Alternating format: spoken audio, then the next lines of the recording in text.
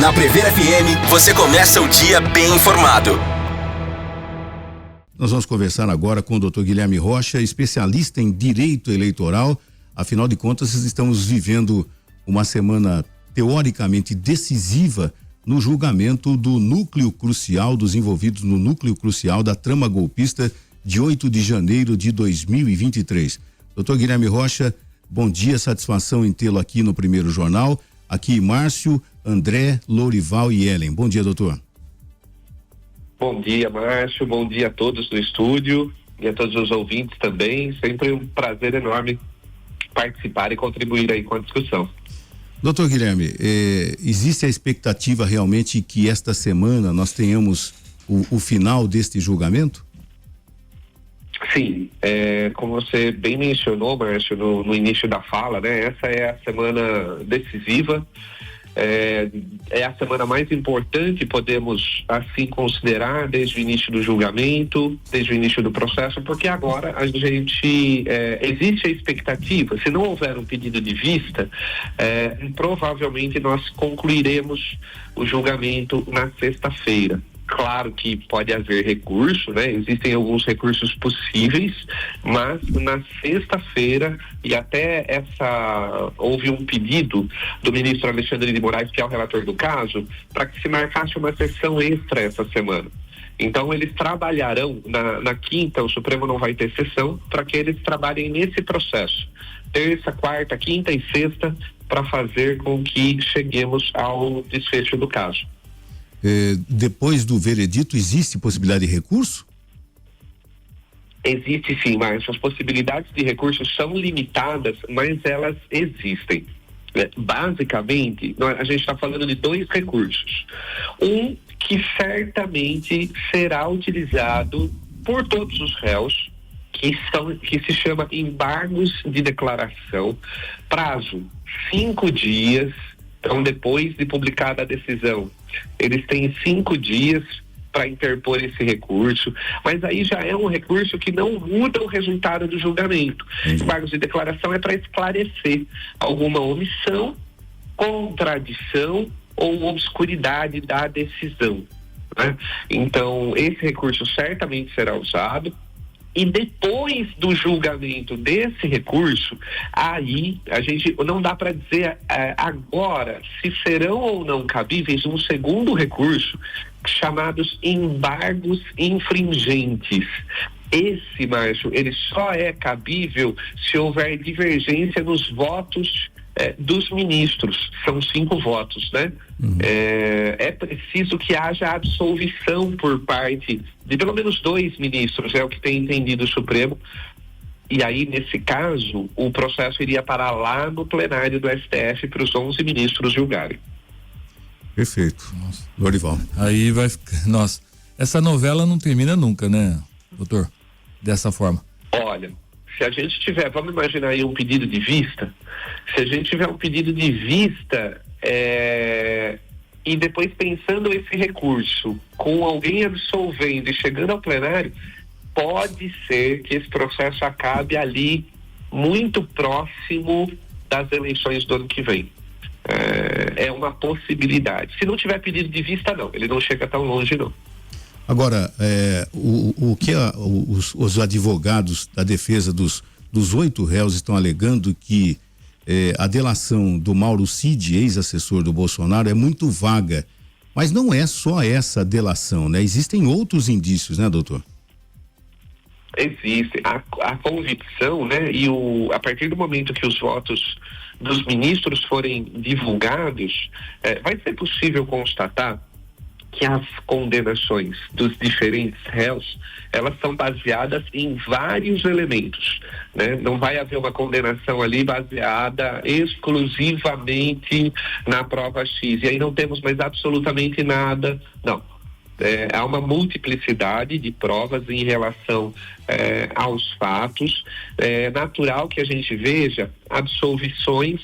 Olha, vamos absolver o réu X do crime de golpe do Estado ou do crime de deterioração de patrimônio tombado, porque em relação a esse caso especificamente não tivemos provas suficientes, né? Mas aí são situações por exceção, o próprio ministro, os próprios ministros, né, vão fazer isso. Agora, doutor, terminado o veredito, automaticamente os réus serão presos? Não automaticamente. Às vezes é até importante, né, essa pergunta, porque gera a impressão de que na sexta-feira, havendo condenação, vai haver prisão. Não dessa maneira, e não é rápido. Publicada a decisão, abre-se o prazo de 5 dias para embargos de declaração. No melhor cenário, a gente ainda tem o prazo para publicação, etc. Olha, a gente pode pensar, se não tivermos pedido de vista e se não houver, se não for cabível embargos infringentes, a gente está falando de prisões para novembro, para ser mais razoável aqui. Agora, qual é o momento que se pode pedir vista num processo como esse? A partir de hoje, Márcio, a qualquer momento, o pedido de vista pode ser solicitado. Existia um rumor de que o ministro Luiz Fux pudesse fazer o pedido de vista por estar incomodado ali com algumas situações processuais. Isso acabou depois perdendo força, né? Então, a grande expectativa realmente do pedido de vista fica por ocasião da leitura do voto do Fux, para que a gente possa, então, entender isso ou não. Você tinha bem mencionado, né, que existem alguns advogados, ou quase todos os advogados dos réus, que questionam a delação do Mauro Cid. Essa é uma que a gente chama no direito de causa preliminar. Antes de começar, o julgamento hoje, ele pode começar de duas maneiras. Primeiro, o ministro Alexandre de Moraes pode propor que os ministros, eles tratem só das preliminares. O que é uma preliminar? Uma invalidade da delação do Mauro Cid, uma incompetência do Supremo Tribunal Federal. São causas que, se forem atendidas, se os ministros disserem eles têm razão, anula-se o processo, ou o processo se extingue sem que haja condenação. Primeiro eles precisam analisar essas matérias, essas preliminares, e depois eles vão analisar efetivamente o mérito, que é o cometimento do crime, ou não, né? Então hoje, e o Alexandre de Moraes vai fazer isso, vai ser a primeira coisa que ele vai fazer. Ou ele vai propor que eles esgotem as preliminares para depois começarem o mérito, ou ele já vai seguir com tudo. Ele vai dizer, olha, eu vou dizer aqui quais são as preliminares, eu já vou votar afastando, e na sequência já vou também dizer qual é o mérito da situação. E aí já passa a palavra de uma vez por todas para o Dino e para os ministros na sequência. Doutor, a grande preocupação de todos nós é as implicações que esse julgamento tem na nossa vida. Não é nem na vida dos que estão ali sendo julgados, né? A questão hoje do nosso comércio com os Estados Unidos, principalmente, ela está um pouco atrelada a esse julgamento. Então é por isso que a gente pede assim uma solução rápida. Não pedimos condenação, não pedimos absolvição, a gente pede a solução. E é claro que, de uma certa forma, alguns ministros podem se sentir assim influenciados por uma comoção popular, e que eu não vejo que houve ontem, pelo menos, que estava se marcando uma grande manifestação. Se nós somarmos todas as pessoas que esteve presente ontem nas manifestações pró-direita, que não era nem pró-direita, era pró os acusados praticamente, né? Não deu 150 mil pessoas em todo o Brasil, se a gente somar todas as capitais, não deu nem a população de Botucatu. Então não foi um número assim tão expressivo, penso eu, que pudesse criar uma comoção, criar uma situação em algum dos ministros para que ele pedisse vista no último momento. O que vai ser desastroso, porque vai protelar a definição. Se os Estados Unidos estão assim, olha, eu estou apertando porque eu não quero que condene, eu quero isso, eu quero aquilo. Mas uma vez que esteja esse cenário definido, eu acho que essa discussão fica para trás, né? Falar, olha, não se discute mais se você quer ou não quer. Isso já é fato. Agora vamos decidir o que pode ser feito. Essa decisão, pelo sim e pelo não, eu acho que é urgente para o Brasil. Espero que não seja protelado. Não torço nem para A nem para B, eu torço pela justiça, eu torço pela decisão, para que o Brasil não fique com tanta gente tomando prejuízo em razão de o julgamento de 1, 2, 3 pessoas apenas. Tem uma colocação muito importante aí na sua fala, Márcio.